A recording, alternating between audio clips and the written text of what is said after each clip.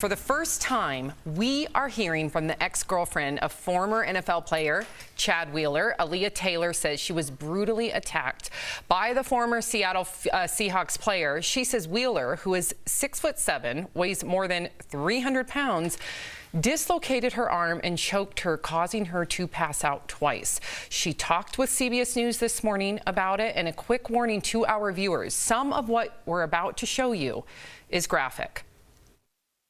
I still have to regularly get my concussion checked.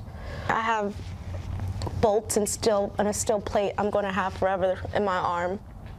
I'm going to have to deal with this the rest of my life. Wheeler says he was having a manic episode and apologized, saying, quote, "I am deeply sorry for the pain and suffering that I have caused to Aaliyah and her family. It is time for me to walk away from football and get the help I need to never again pose another threat."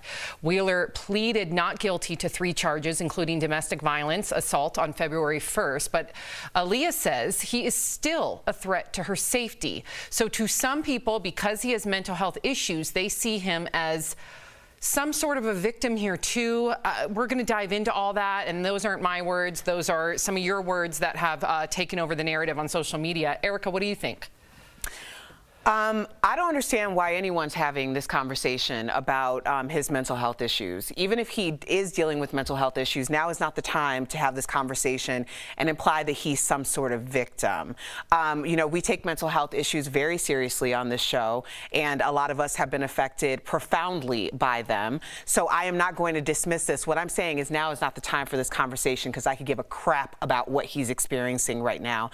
This has nothing to do with anything less than the idea that black women are not empathetic creatures in this society. We are not seen with empathy. We are not empathetic beings. And if we were, then we wouldn't be having the conversation about whether we should be having some grace for this man who nearly killed this young woman. And Aaliyah is really the hero in all of this, to be brave enough to speak out, hoping that her story means that someone else might get to live, that someone else might be able to tell theirs. So the fact that he assaulted her, nearly killed her, chastised her, apologized, had enough presence of thought to say he needs to walk away from the National Football League, and then admits that he needs to deal with his mental health, tells me that this is not the first time that this man has had some type of episode to indicate that he is a threat to himself or others. So why should it be on her back? Why should the onus be on her? Why should the narrative be on this young woman to say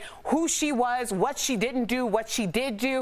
I don't want to hear that. I want to hear her referred to as a victim. I want to hear her referred to as someone who deserves restitution, not about his mental health issues. We can deal with that when because there are plenty of mental health facilities in prison. Yeah, and to your point, and Jeff, jump in here.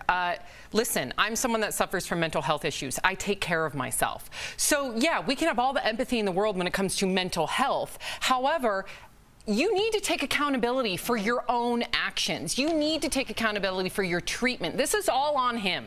He's known about this illness of his. He's been treated for this illness. So for him to allow it to get to this point, and I'm with you, Erica, this is not his first time, there should be no empathy when it comes to it getting to where it is. Now, do we have empathy for mental health issues? Yes, but in my opinion, that mental health narrative is now hijacking the restitution for this young girl. Yeah, but I think it's a societal problem when I look at this story specifically, right? We put people that are in the NFL, NBA, movies, whatever you call that, on a pedestal. And then when they come in contact with someone that's not on that level, we draw our focus, the media, social media draws that a focus to the person that's on that social higher pedestal. That's why we're not talking about this girl in this specific case. Not because she's black or white, it's because this girl has no societal status. I disagree.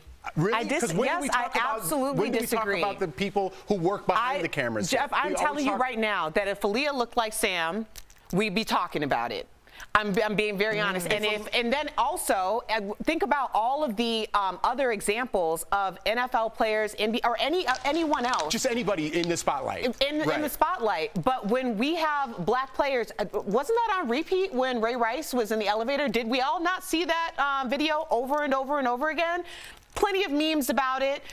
It was very much in our face. So I think that but also the idea that, I understand what you're saying, that the fact that she's not a celebrity. Right. But if this would have been a total 180 and he would have been a black athlete with a white female, we would have been having this conversation. I guarantee it. It would have been a bigger deal. I'm 100% with you. Please know I'm with you. But let me spin it the other way, right? This guy works at Trader Joe's, okay? He's a giant guy. He works at Trader Joe's. She is on a hit CBS show.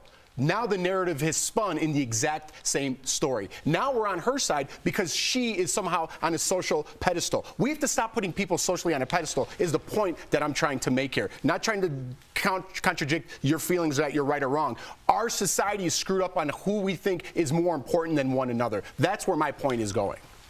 Well, I agree that we're screwed up. I like that it came down to that.